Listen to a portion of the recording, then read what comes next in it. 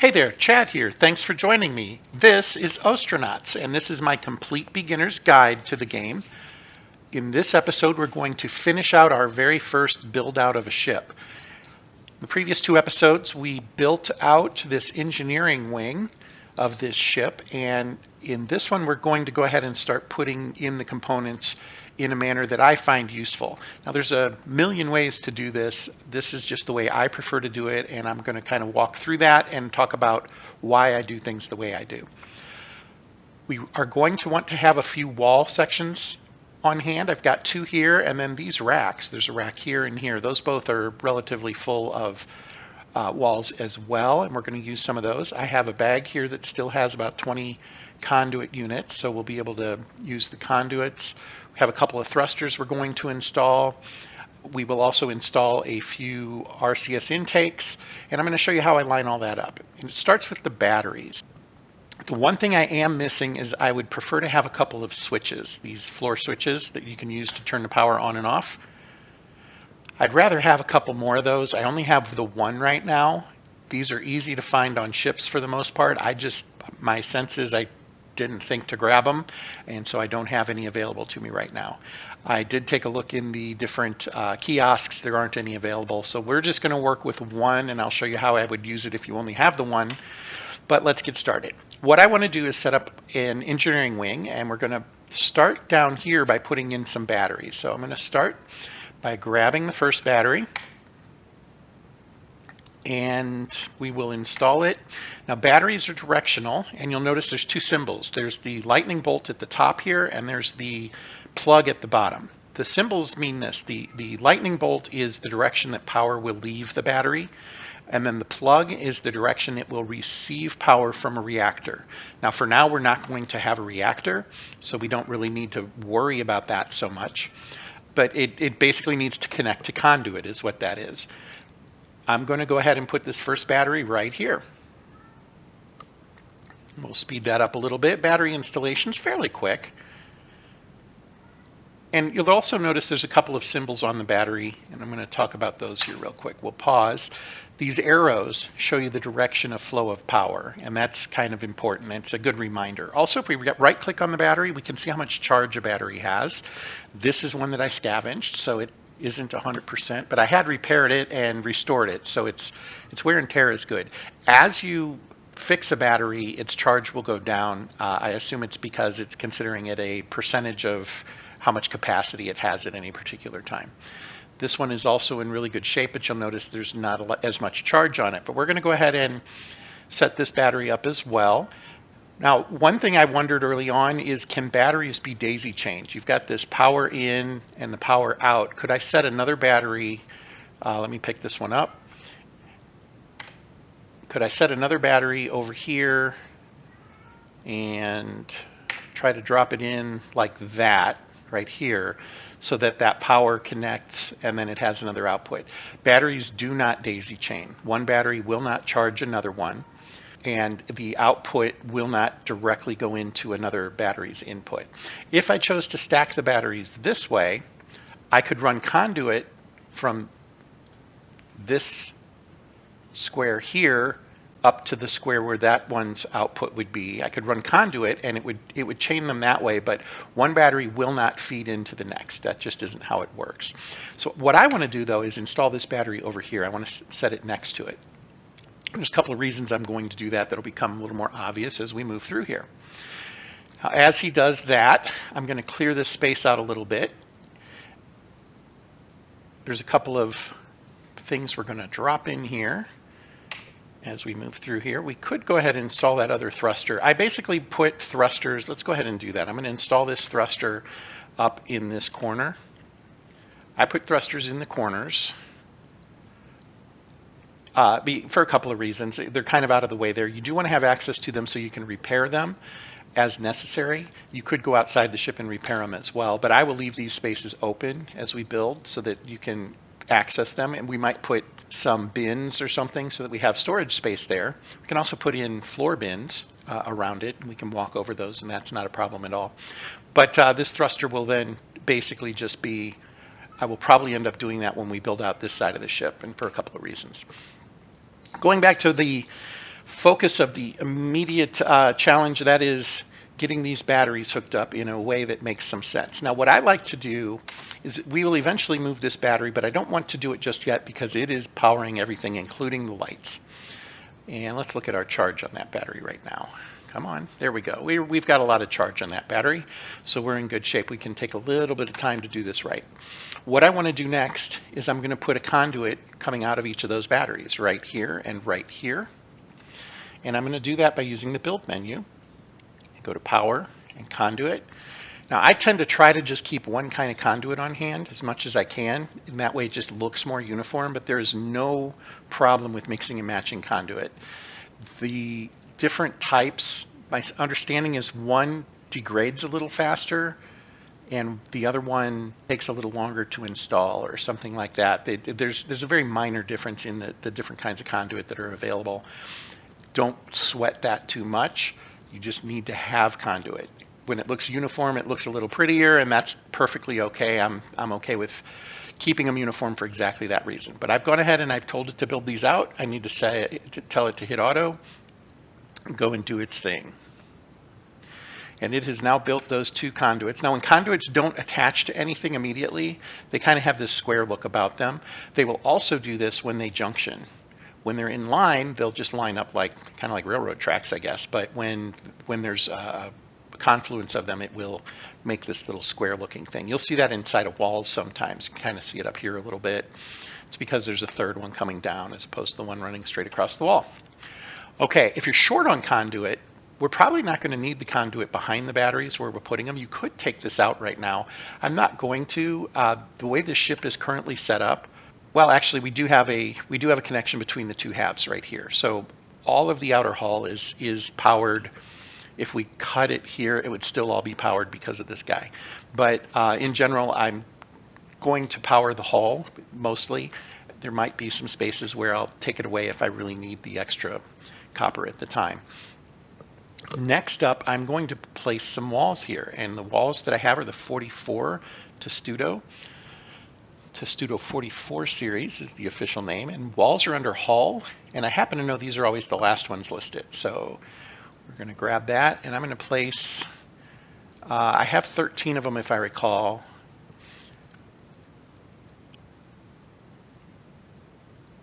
We're going to place, let's place 9, let's place 10.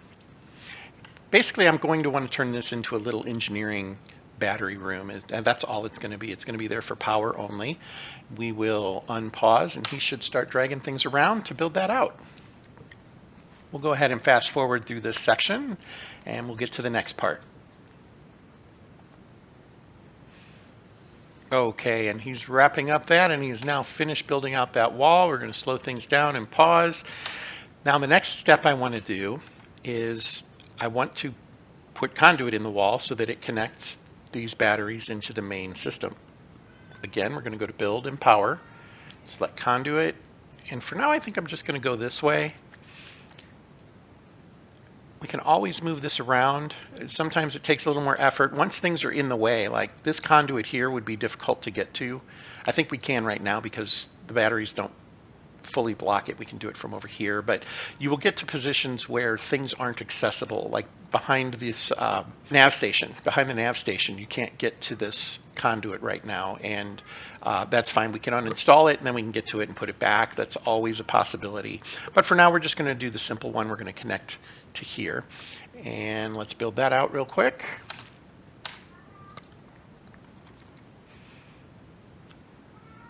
This guy is not the fastest of builders, I'm noticing, but there we have it. So now those batteries should be online with everything else. And the way we can tell is, I'm going to slow down time again, and I am on pause in a second, but we're going to toggle the power. Now that power switch is off, and our power did not go out. That means these batteries are being used. So that's where we want to be right now. So next up, we will uninstall this battery and move it down with the rest of the battery bank.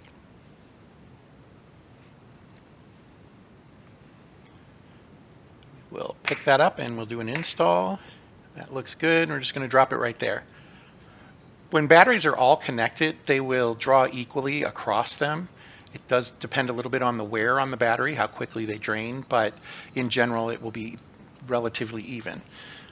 So that sounds great, but that actually can lead to a possible problem, and that is if you're not paying attention to the charge on your batteries, you could suddenly be without power. And without power, everything turns off. And that means you can't pilot the ship anymore.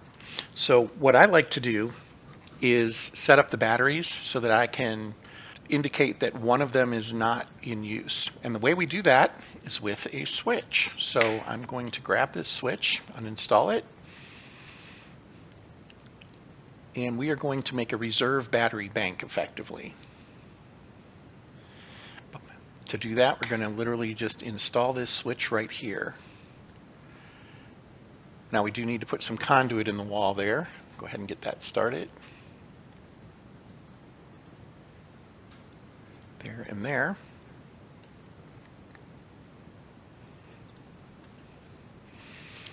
He'll grab a little more conduit and he will finish that. There we go.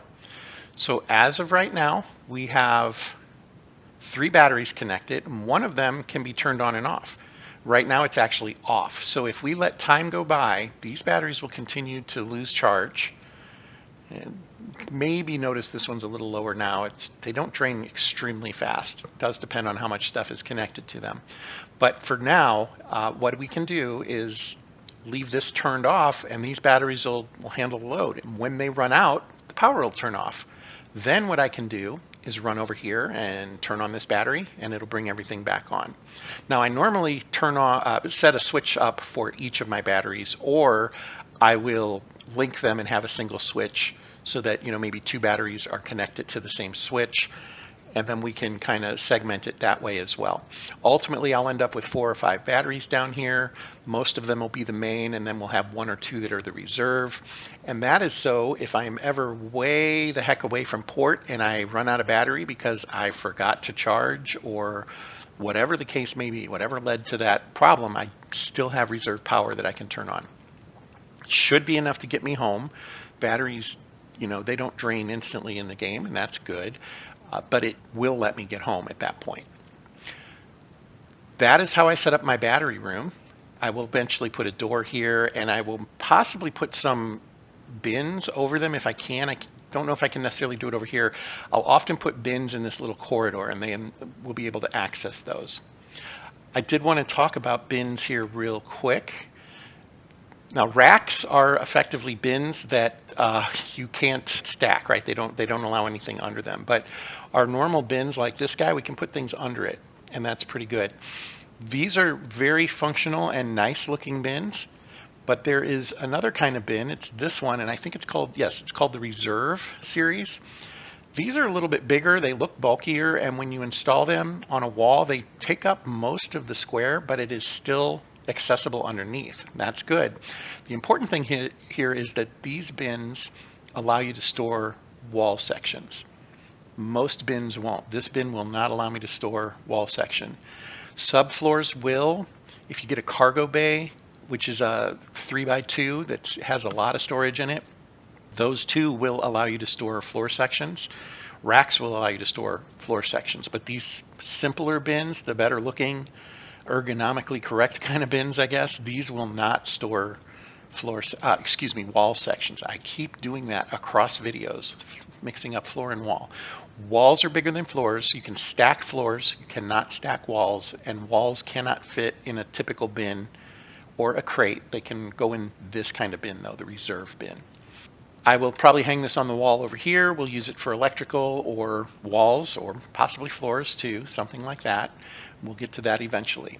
Now, I have these batteries turned on, and as I pointed out, this one is currently turned off. There's no great way to tell that it's on and off except for this lighting system. The 0 means off, the 1 means on, and if we toggle it, whoops, you got to hit the toggle button though, not the uninstall button.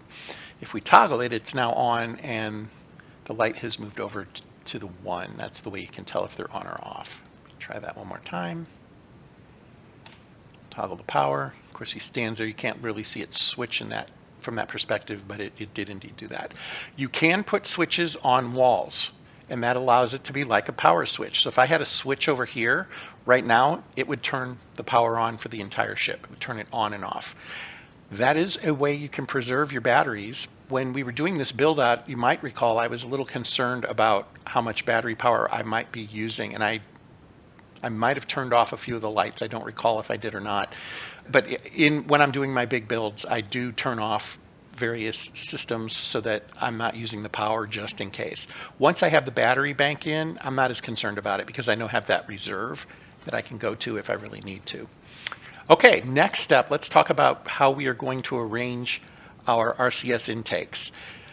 Unfortunately, I have not found any Hydras. Hydra is basically a plus-shaped gadget that is the RCS intake, and it can do 4 tanks at once. The standard intake, which is the Kang, takes up 3 tiles and only supports 1 nitrogen tank. The Hydra, well, it sits in 1 square. There are 4 accessible ports for it around it that you can put nitrogen in, so it can support up to 4. Haven't found one of those yet in this playthrough, so we're going to have to go with the standard Kangs, and that's okay. There's a way to set those up that's fairly efficient, and we're going to go ahead and give that a try. So I think this is one of those intakes. It is. We're going to go ahead and install that. The way I'm going to install it, it does need power, as you can see, and the way this works, let's come out of here. I need to, yeah, that'll work. The plug is where it needs power, and then the section immediately next to it is the core body, and then the part above that or north of that would be where the actual tank goes. You have to have access to the tank, otherwise you can't swap the tank. So that's one thing to consider. We can nest these so that they sit, and between 2 of them they'll only take up a footprint of 6, and that's how we want to do this. So I'm going to rotate it, and I want to set it, I think I'm going to, well, this is going to be more efficient actually right now. We're going to put this one here. Go ahead and get that installed. And we will, once that's done, we'll go ahead and install the nitrogen on it so you can see where it's accessed. And it does need power. If we hit L, which shows us our power layout, this is the space that's going to need power. But we're going to nest this other intake. We're going to put it here to make an L. So we're going to need power in these 2 spots. So I'm actually going to build conduit this way. We're going to do that real quick. Once again, build menu, power, conduit, and I'm going to need, actually it's this way, isn't it? Come to think of it. It'll be this way. It's going to be the more efficient use of my conduit. So we'll do that. I'll go ahead and toss those in there. Looks like he still had them on hand. And light came on, so we can see that it is currently powered. That's good. And now we're going to grab this one. We're going to uninstall it. When you uninstall one of these intakes, or a pump for that matter, it does leave the tank behind, and the tank is still considered installed, which is kind of interesting to me, but it is what it is. We're going to drop this one here.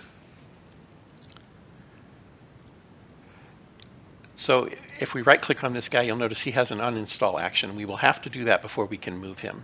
So I'm going to go ahead and uninstall that tank. I could use this one, of course, but I'm going to want to pick this one up eventually anyway. So we'll install him back right here.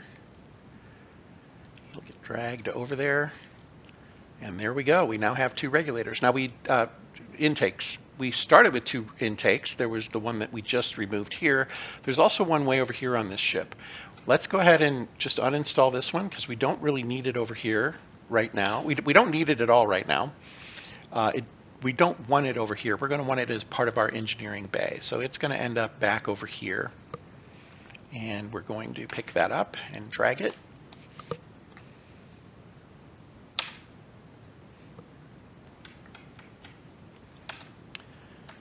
Now the way intakes work, your thrust for your ship is based on your thrusters, that's these guys here, and your RCS intakes. The RCS is the fuel that the thrusters use. That's basically what happens. And I don't know that there's a requirement for a number of intakes to thrusters. I think what happens is the fewer intakes you have. First of all, you have less fuel available, but secondly, it probably affects the output of thrusters at some point. The game seems to set things up so that it's a one-to-one relationship between the number of RCS intakes and thrusters in the ships that it builds, at least the smaller ships. I think larger ships, you start to see a much different range of options that it sets up. I would say when you're small, it's probably good to aim for a 1-to-1 ratio or thereabouts. Right now we have a 3 thruster to 2 intake ratio because I added an extra thruster. If you recall, I put one, I guess it would have been this one down here. I had moved one in the previous video, and then I just added one today. So we have an extra thruster there. I'm noticing it's not, is that even turned on? Oh, it's damaged, needs to be repaired. Well, I better do that. Missing a motor, I can't do it just yet. So, well, right now we only have 2 thrusters, and that's okay. We'll want to get this fixed up when we can. I had forgotten about that. I hadn't repaired it yet.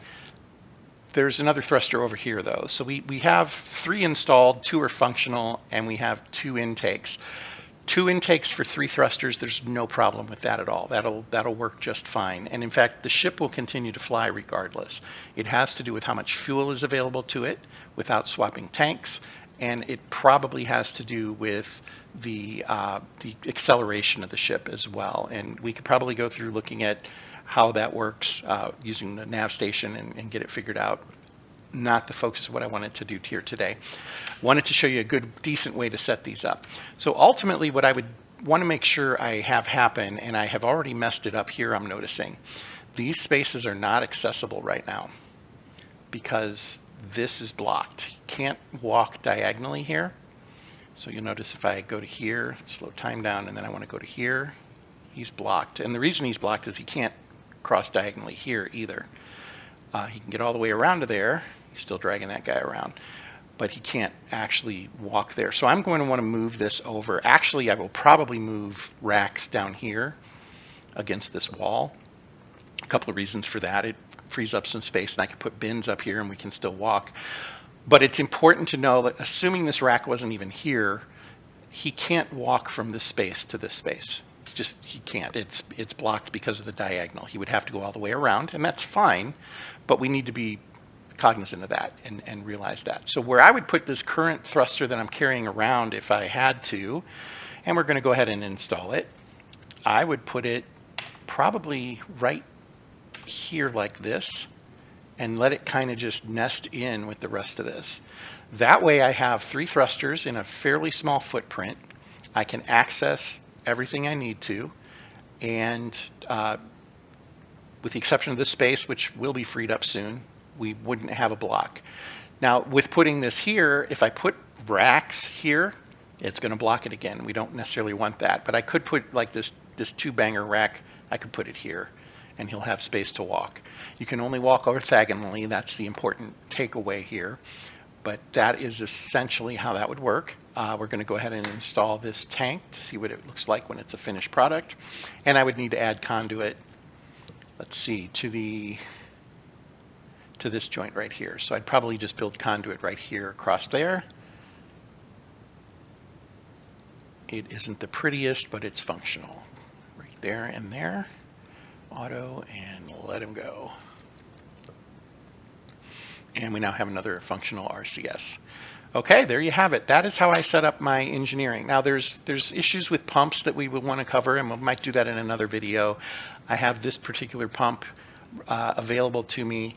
We want to make sure that we have oxygen in the area that we are living in the ship. That becomes much more important once we start adding over here, which is where I put the crew quarters. I put a couple of beds. We'll put a small kitchen area over here, and that's where we'll end up storing food. And then eventually I'll build down this way with a large cargo bay. And that is how I like to build out my ship when I'm starting with a dream ship. But there you have it for today. This is how I like to nest this. The power switches I think are very important. We want to make sure we have a reserve battery just in case we forget to do everything that we're supposed to do when we're in station, which includes recharging all the batteries. Other than that, I hope this was helpful and gave you some ideas on how to build out your ship. Thank you for watching, and until next time, fair travels.